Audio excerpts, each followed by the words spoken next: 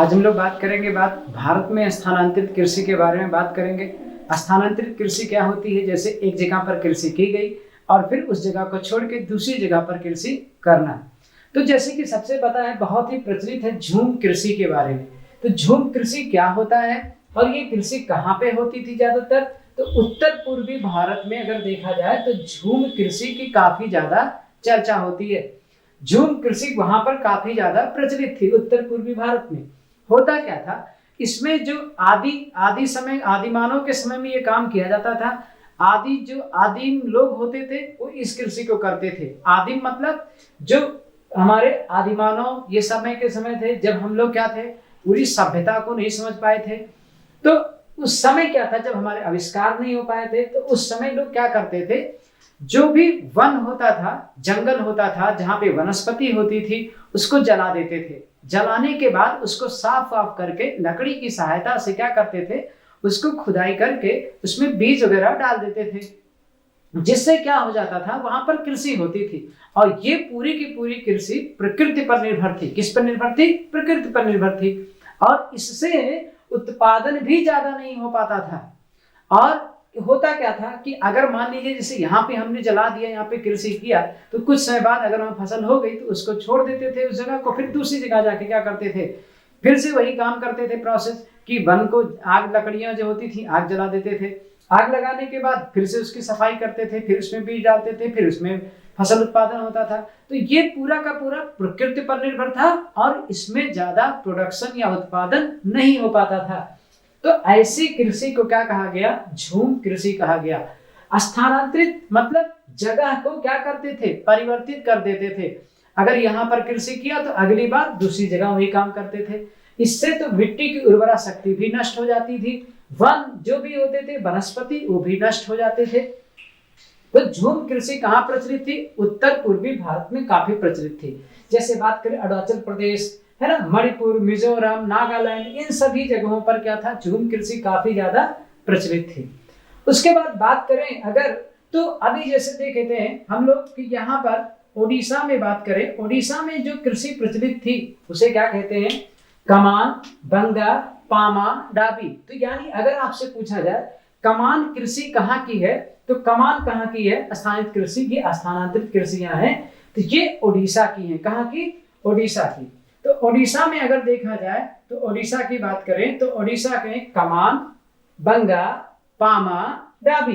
कमान, बंगा, पामा, डाबी, ये कहाँ की? ओडिशा की। उसके बाद अगर देख रहे हैं छत्तीसगढ़ में एक जो स्थानांतरित कृषि है जिसे दीपा कृषि कहते हैं। क्या कहते हैं? दीपा कृषि।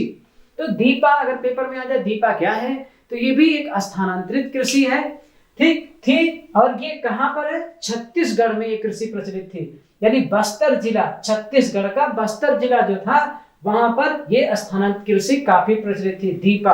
तो अगर पेपर में एक नंबर के, कई बार तो एक नंबर में क्वेश्चन पूछ लेगा कि झूम क्या है, तो झूम क्या है? एक कृषि है, स्थानांतरित कृषि है, जो उत्तर पूर्वी राज्यों में, भारत के उत्तर पूर्वी राज्यों में काफी ज्यादा प्रचलित थी। जैसे अरुणाचल प्रदेश, इधर आ जाइए सेवन सिस्टर, जहां पर अरुणाचल प्रदेश, नागालैंड, मणिपुर, मिजोरम, इन सब जगहों पर झूम कृषि काफी प्रचलित थी। उसके बाद हम बात कर रहे हैं उड़ीसा में कमान, बंगा, पामा, डाबी, ये भी सब क्या है? ये स्थानांतरित कृषि है। छत्तीसगढ़ में मैंने बताया कि अगर प्रचलित कृषि थी तो दीपा, तो दीपा कहाँ की है? छत्तीसगढ़ की। ऐसा कि दीपावली आ भी रहा है तो ये क्वेश्चन भी बन सकता है कि दीपा कृषि कहाँ की है, तो ये छत्तीसगढ़ की। कौन सा जिला है? बस्तर जिला है। उसके बाद बात करें आंध्र प्रदेश में पोडू या पेंडा, तो पोडू भी क्या है? ये भी कृषि है, स्थानांतरित कृषि है। पेंडा भी क्या है? स्थानांतरित कृषि है, जो कहाँ की है? आंध्र प्रदेश में काफी प्रचलित थी। उसके बाद बात करें बेवार डहिया, बेवार डहिया भी, ये भी क्या है? ये भी क्या है? स्थानांतरित कृषि है। और ये दक्षिणी राज्य में, यानी भारत का जो दक्षिणी राज्य था उसमें, जैसे इधर साइड में आ जाए तो आप इधर देख रहे होंगे तो तेलंगाना, आंध्र प्रदेश, तमिलनाडु, ये सब, तो ये दक्षिणी राज्य में बेवार डहिया कृषि काफी प्रचलित थी। उसके बाद आता कुमारी, तो कुमारी भी एक स्थानांतरित कृषि है। और कुमारी कृषि कहाँ पे ज्यादा प्रचलित है? तो ये देख रहे होंगे पश्चिमी घाट, वेस्टर्न घाट। तो पश्चिमी घाट यानी वेस्टर्न घाट पर ये कृषि काफी ज्यादा प्रचलित थी, नाम है कुमारी।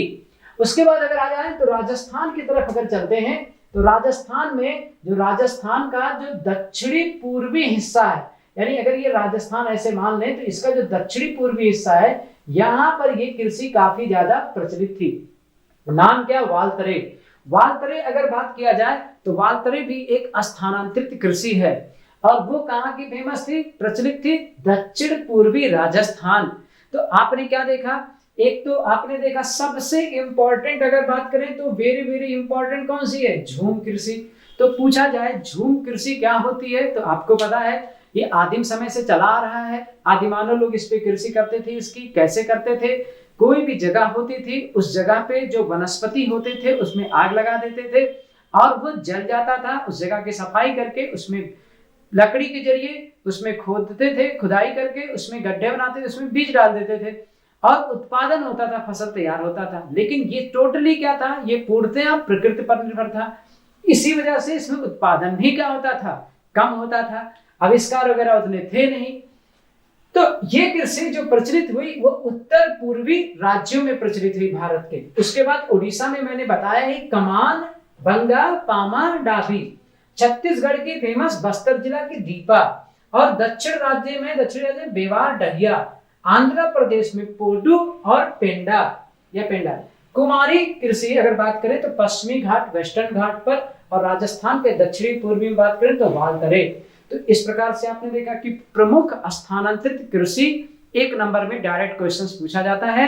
जो मैंने आपको बताया कौन सी कृषि, कौन सी स्थानांतरित कृषि कहाँ पे प्रचलित थी। That's all for the day.